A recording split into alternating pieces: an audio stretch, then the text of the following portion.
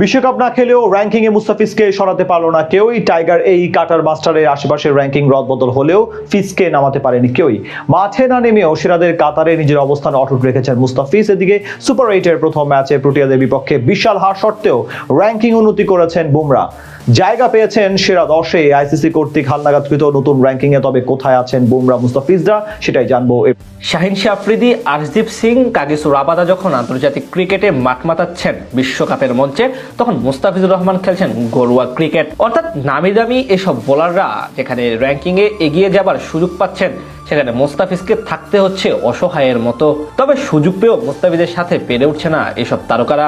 আন্তর্জাতিক ম্যাচে মাঠে না নামেও র্যাঙ্কিং এ এইসব রথি মহারথীদের থেকে এগিয়ে আছেন বাংলার এই কাটার মাস্টার। চলমান টি-20 বিশ্বকাপের পারফরমেন্সের উপর ভিত্তি করে নিজেদের র্যাঙ্কিং এর হালনাগাদ করেছে আইসিসি। ফলে বল হাতে বিশ্বকাপে ভালো পারফর্ম করে সবাই র্যাঙ্কিং এ যেমন উন্নতি করেছেন, তেমনই খারাপ পারফর্ম করা ক্রিকেটারদের হয়েছে অবনতি। একই সাথে বিশ্বকাপ খেলতে না পারা ক্রিকেটারদের র্যাঙ্কিংও কয়েক ধাপ নিচে নেমে গেছে। এই যেমন শ্রীলঙ্কার স্পিনার ওয়ানিন্দো হাসারাঙ্গা বিশ্বকাপে না খেলায় তার র্যাঙ্কিং নেমে গেছে 4 ধাপ। আর বল হাতে দুর্দান্ত পারফর্ম করায় সেরা 10-এ জায়গা করে নিয়েছেন Corbin Bosch, Matthew Ford, Jasprit বুমরাহদের মতো বোলাররা। তবে এখানে অবশ্য খানিকটা আলাদা মুস্তাফিজুর রহমান। বিশ্বকাপে না খেললেও র্যাঙ্কিং এ কোনো অবনতি হয়নি কাটার মাস্টারের। গতবারের ন্যায় এবারও তার অবস্থান র্যাঙ্কিং এর 9ম স্থানে। খালি চোখে দেখলে মনে হতে পারে ম্যাচ না খেলেও কিভাবে র্যাঙ্কিং এ নিজের অবস্থান ধরে রাখা যায়। এখানেই আসলে প্রমাণ মিলে মুস্তাফিজ আসলে কতটা মাস্টার ক্লাস। আইসিসি নিয়ম অনুযায়ী একটি নির্দিষ্ট সময়সীমার মধ্যে খেলোয়াড়দের পারফরমেন্সের বিবেচনায় তার র্যাঙ্কিং নির্ধারণ করা হয়ে থাকে।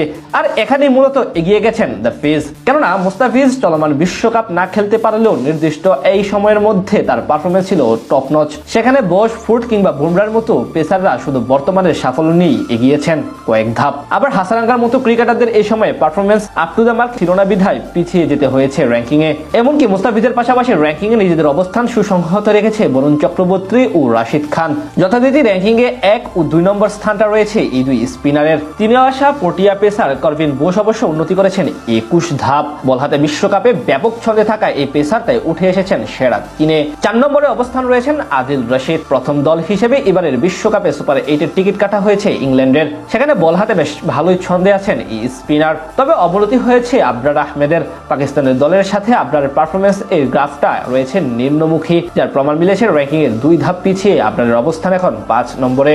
এদিকে 2 ধাপ উন্নতি হয়েছে Aussie spinner Adam jumper. Ranking এর 6 নম্বরে রয়েছে এই লেগি। সাথে থাকা ম্যাথিউ ফোর্ড দিয়েছেন লম্বা এক লাফ। একেবারে 23 ধাপ এগুলো পেসার চলে এসেছেন সেরা 10-এ। 7 ধাপ উন্নতি হয়েছে জাসপ্রীত বুমরার। বর্তমানে তিনি রয়েছেন 8 নম্বরে। অন্যদিকে মুস্তাফিজুর রহমানের অবস্থান যথারীতি 9 নম্বরে। এছাড়া 4 ধাপ পেছনে গিয়ে র্যাঙ্কিং এ 10 নম্বরে রয়েছেন ওয়ানিন্দো হাসারাঙ্গা।